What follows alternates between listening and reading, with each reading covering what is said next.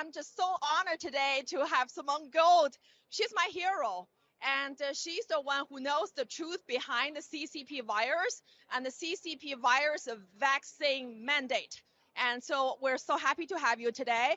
And so we are known as the Chinese whistleblower movement. Our leader and founder, Mr. Mao Guo, he's CCP's #1 enemy. He's the first one to tell the truth about the true origin of the coronavirus. It's not from the wet market. It's coming from the Wuhan lab, okay?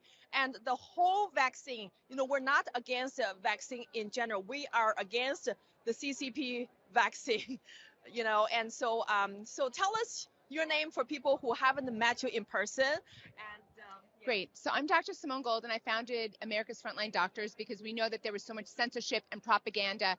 I always knew that China was behind it. I don't know how anybody, you asked me how I knew. I said, to me, it was obvious. So first of all, we heard outlandish stories like it came from a wet market, when if you just did a 30-second internet search, you could see that this alleged wet market was like 3 or 4 miles away from the Wuhan Institute of Virology.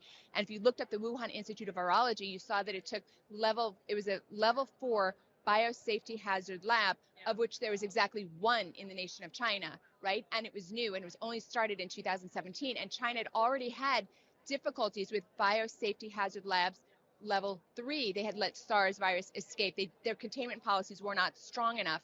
So we already knew that China didn't have a good track record.